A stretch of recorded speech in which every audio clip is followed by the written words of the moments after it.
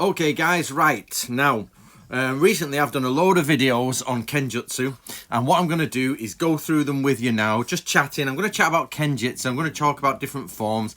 They're in no particular order. This is more a video for my normal followers, because those are the people who get a cup of tea. I've got a cup of tea, so get yourself a cup of tea, sit down and enjoy this. It should be about 20 minutes long if we can get through all the videos. Now, this haul you see here, this video actually, or these series of videos, I managed to get about 13 videos out of them, and it cost me, are you ready for this, about $700. That's about £500 roughly. I had to order 4 special swords. These are Kukishin swords, which are of course Bujikan swords, but they're extremely good swords. They are from Katana Mart and they're wonderful, and they're 4 foot long. And I ordered 2 5 foot long Nodachi from Tiger's Den, and they are superb. I really like them. I really do like those Tiger's Den sword. And then I had to hire the haul for about £100. So at the end it came to £500 with all the postage, packaging, swords, haul hire, everything. And I was hoping to get a real good reaction to a series of videos based on ancient Japanese swordsmanship, and I didn't.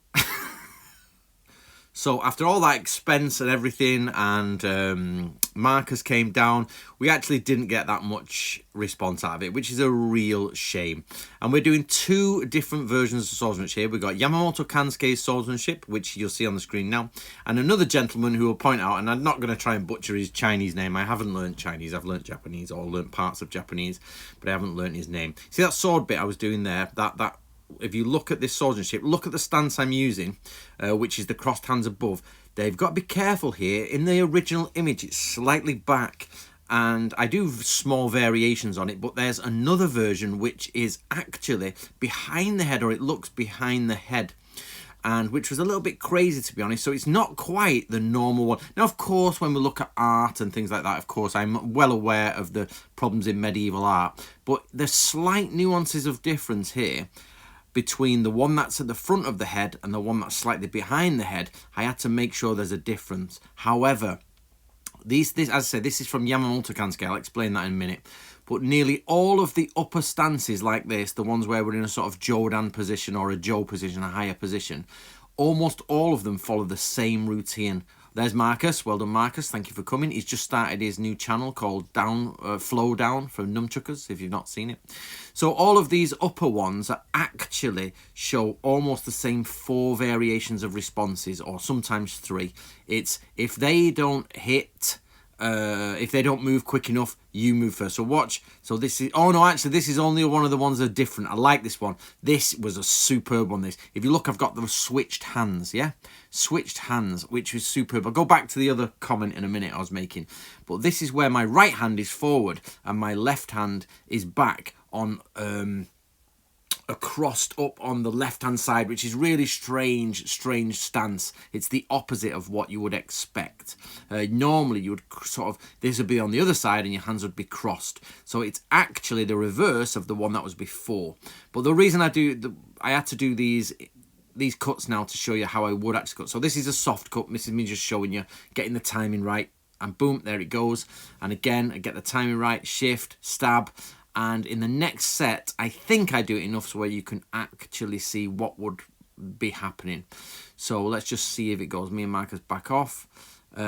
Yes, showing the full cuts. Bang, there his hand is off. Next one, hand off. Hand off. Or stab. Boom, there you go. So they're the 4 variations on this one, which I really do like this one. And everybody really loved the different angles that I did. So we did 4 angles on most of them. How's your cup of tea going, guys? Mine's pretty nice. So right, so with these are the angles from that again. Anyway, so we're on. So this, as you can see there's a reverse. It's on the wrong side. And I really enjoy the Gedan stuff, to be honest. But anyway, so going back to the other ones where the cut is in Jodan from the other position, nearly always you get when they attack, you quickly, before they attack, you attack them.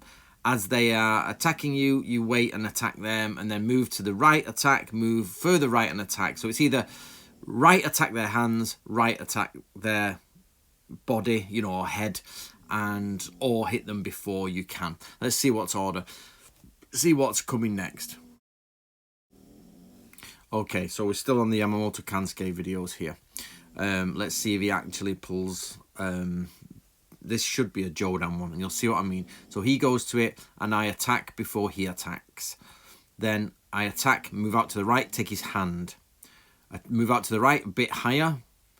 And then I think in this one it's extra. He says sort of, oh no, it's Gedan. Move it out of the way and strike. We haven't quite get to the Gedans one yet, but that's just me showing you that. So basically, and then further move and cut.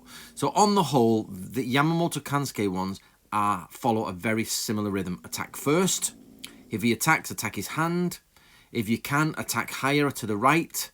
Or you really can, if you get rid of his sword. Again, we'll get to the Gedan ones. I've not finished them yet. We didn't do it all in the day. And move right and kill him. Which seems weird, but... So let's talk about the Yamamoto Kansuke stuff. So this is from the alleged scroll by Yamamoto Kansuke. But I'm going to tell you right now, it is not by Yamamoto Kansuke.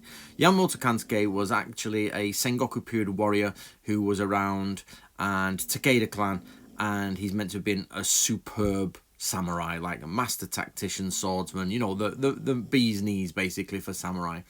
And this is meant to be his skills, but it is easily confirmable that he did not write this manual or write those skills down, because it says in it, oh, we should look at the Koyo Gunkan, and the Koyo Gunkan was not written until Yamamoto Kansuke is actually dead, so that becomes an issue. However, there is very little information on this scroll, even though it was published by Thomas Cleary, who's now dead. So even though it was published by Tom, look at that nice stab. So block and stab. Here it comes. Block, cut. Oh, I thought these were quite poetic. So I must remember where I was at Thomas Cleary. Look at that. That is gorgeous. So yeah, as he comes back. So let me just talk you through these, yeah? So block and stab. Block, stab. Which I think is very efficient swordsmanship. Whether I'm doing it, block, cut his hand. We did a variation. This is actually variations on the same sentence. So it's block, cut the other on the arm there. We did a couple of variations on the hand cut.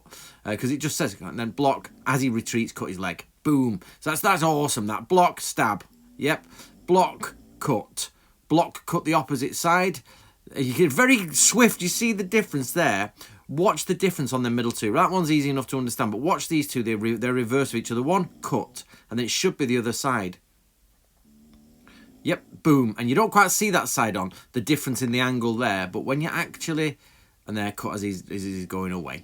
So, yes, I really enjoy... We often see that image of the samurai sword with the hand in the air. Boom. And there it is in full play.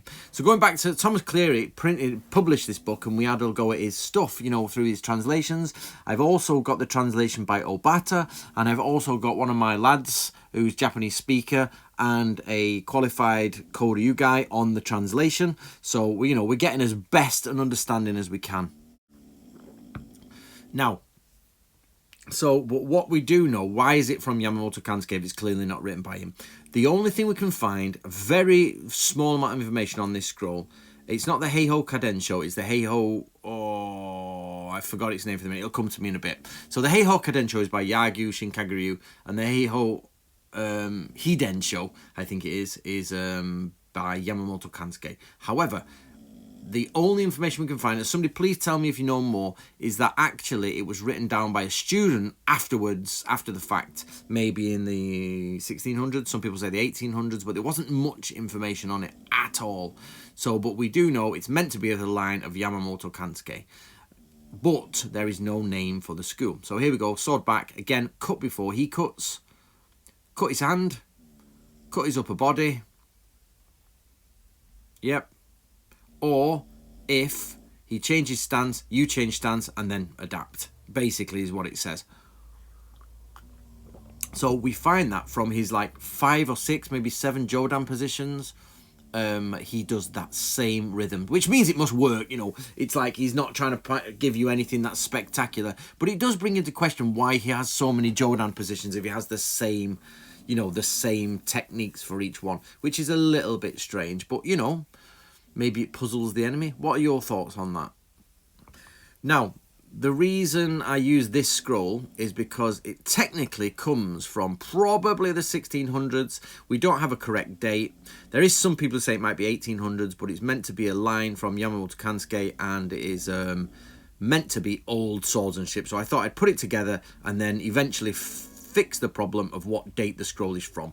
But it definitely has what we know as very well described swordsmanship, as you can see put together here. And I'm going to make a course out of this if anybody's interested in the course, and we'll put it all together. Now, I got some slagging off for this. I got some good comments. I got people saying Anthony's superb and all that, and I've got people saying it's terrible, and I've had even people, even close people, say, oh, I don't like the way you grip your sword, and this doesn't look like Koryu, you know, and why are you wearing trainers and stuff like that. And the simple answer to that is that this is it doesn't matter how good or bad you think I am, this is the best translation, adaptation, understanding of what could be some of the oldest Japanese swordsmanship in action. And the reason I'm not wearing my hakama and everything is because, to be honest, it's at my mother's house in the loft, because as you guys know, I'm building a barn and everything's mouldy, wet, damp, muddy. So I've put everything away, and I just told Marcus to dress in black because, you know, it doesn't matter what we're dressed on in this sense. There's no confusion. The argument came from someone saying, oh, you've said don't dress in black for doing ninja stuff because it confuses the audience, which is what I said to someone. And then they said, oh, but you're just wearing black and trainers here. And I said, well, yeah, I'm not confusing anyone. Everyone knows this is Japanese swordsmanship. So, you know, there was a little bit of a debate on that. So as much as this swordsmanship didn't do great in its YouTube stuff, what it is possibly some of the best, not my skill being best, but the best interpretation, reconstruction of early Japanese swordsmanship, well, mid Japanese swordsmanship from written document sources, without the translations being, without tradition changing it. So the big issue here is that it is changed when it gets passed down. This is a big argument I'm having with people. When you pass something down for 400 years, it changes. There is no disputing this. Now, I have said it shouldn't change. I have said it changed for the worse. It absolutely changed for the worse. By the way, here we change over into Tiger's Den. There you can see the 5-foot Nodachi. Now, I got told off for this as well. I got told off that the stance slightly changes. But again, the idea here is that it doesn't matter where you end up. You've just got to put that sword across with strong wrists so that the spearman doesn't get you. But even one of my own lads was like, oh, well, your angle's 45 degrees there, and then it's maybe 35 degrees. And I'm like, to be fair, you've just got to get that spear out of the way. And this is the point I mean about tradition being passed on. Even if it stayed like this, in tradition, they would make you stand one, do one 45-degree angle, move over. You know, it would be simply manipulated until it was something different. And I've seen anybody who disagrees with me that swordsmanship does not change over time, I'm afraid is wrong. We have ample proof that the swordsmanship changes as time changes. So I am trying to find you here the oldest one, and we're going to talk about this swordsmanship with spear versus sword, which comes from an old manual, Chinese manual called Martial Arts After Agriculture, i.e. military training after you've finished farming. Now you can see this guy, the name's gone, Cheng Zong, right, there we go. So Tiger's Den, get over and see them, they're good. So this is basically, I got a comment on YouTube the other day, a very polite comment, no problem, you know, and I want to answer that comment here, is they said this is by a Chinese man, talks about Japanese swordsmanship, and therefore it maybe shouldn't be put down as Japanese swordsmanship, Japanese Kenjutsu, but it absolutely is Japanese Kenjutsu. The argument, I've discussed this in earlier videos, but basically, if I went to Japan and I studied Eshin Ryu, say, and I did Eshin Ryu, and I brought it home to England, and I maybe didn't change anything, but I give it my own taste, if you know what I mean. Not changing any of the patterns or skills, but just doing it in my way. Would it then be English swordsmanship? So I'd be qualified in English swordsmanship. The idea is no, you would not. And the original document for this is from 1614. And basically it absolutely says, without doubt, it says this is Japanese swordsmanship. I learnt it from my Chinese master, but my Chinese master learnt it from a Japanese swordsman, and the Japanese fight like this. And when you're doing certain blocks and everything, it says this is how the Japanese fight, this is how. Now I've got to have to come out here, so there's two versions here. There's the Cummins version, which is me. Now look, I rotate on the balls. So the original version says rotate. Now this is Jack Chen, 1, 2, rotate, cut. And I don't disagree with Jack Chen. I just thought it just feels a bit too much far away from the other swordsmanship. The other swordsmanship feels a bit more direct. And that's my version, which is rotate the balls of your feet. So rotate left, rotate right. So Jack is rotate the body, boom. And mine is rotate the balls of the feet as you move forward, which gives you a spinning motion. God knows who is right. I'm not being, this is one of those where I put my hands up and say, these are just two ways it could be interpreted. Because remember, I don't like the word interpretation because I prefer reconstruction, because interpretation implies that you're not really doing it the way it was done originally, but actually we are. Now, I love these skills. This is bang to the side. Now, Jack Chen does this the other way, but actually I looked at the hands and the hands look like the power would be to be able to push it left or right. So I push it that way and cut in because the fingers are supported on that side of the blade. But Jack Chen does it the other way. And he does it the other way, that way, and comes in this way. But that's only with the power of the thumb. Now, I do it with the power of the fingers. Watch the fingers that way and do it. Jack Chen does it the other way, where you're relying on your thumb. Which, to be honest, see, boom, thumb only, sword comes round, cut down. So actually, we're not sure which way it is. But again, I gave both because I don't believe I'm right or wrong on this. This is a reconstruction of ancient techniques. Boom.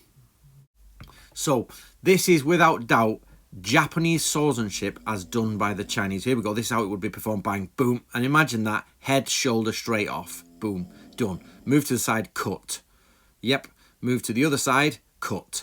And I think it is pretty dramatic, that swordsmanship. I think it's really good. Not me, of course. The swordsmanship speaks for itself as being awesome.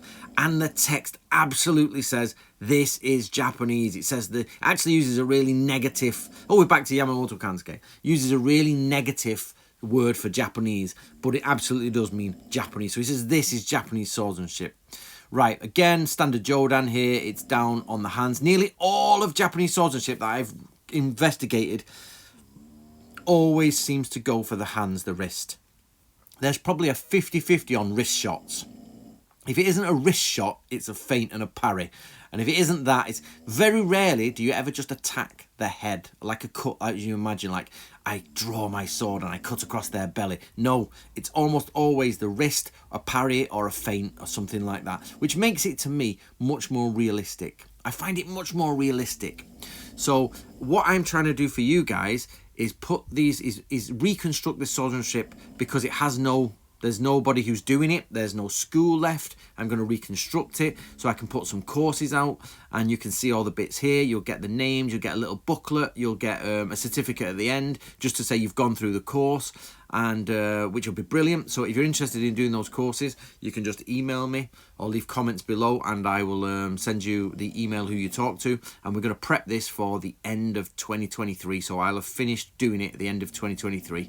Get all the swordsmanship together and get the course going, getting it done correctly. So there we go. Mr. Marcus Payne again, Mr. Nunchuku himself. You know, he actually appeared on Master Ken years ago. And Marcus, let me tell you about Marcus Payne. Well, Marcus Payne actually wrote to me when he was about 14 years old. He's now 22, so about 6-7 years ago. And I've been on YouTube since about 2012, or maybe 2008 actually. So years ago he wrote to me, and now he's like he writes to quite a lot of people, get involved with everybody. And I want you to follow Marcus. He's on Flow Down, so just type in Flow Down and you get him. He does his nunchuku stuff, and he's a right good lad. He doesn't do much swordsmanship or spearsmanship, but as I've said, that does not matter. He literally is would be exactly what a sort of enemy troop would be. He has ability in martial arts, not quite this. He's a fit, young, 22-year-old lad. He's tall, he's strong, and it's like he would literally be given a spear and told to go out and kill the samurai. Samurai invading China, he would be a conscript in Chinese army, and they'd give him a spear and say, learn how to march, learn how to do this, now go and stab someone. And that does not make him not dangerous. I really hate this idea that people think, oh, it's, you know, it's not dangerous unless they're experts. It's dangerous when somebody hits you with that. But anyway, I'm coming to the end of the video. I've only just seen the end crawling up. I hope you enjoyed it, guys. It's a bit of an explanation. I'm a bit gutted that these videos didn't do so well because, you know, I spent a lot of money on them. But there you go. That's what the end of year donations have. I pretty much wrapped up all my donations in these series of videos. Get yourself a copy of Modern Samurai. Help me out.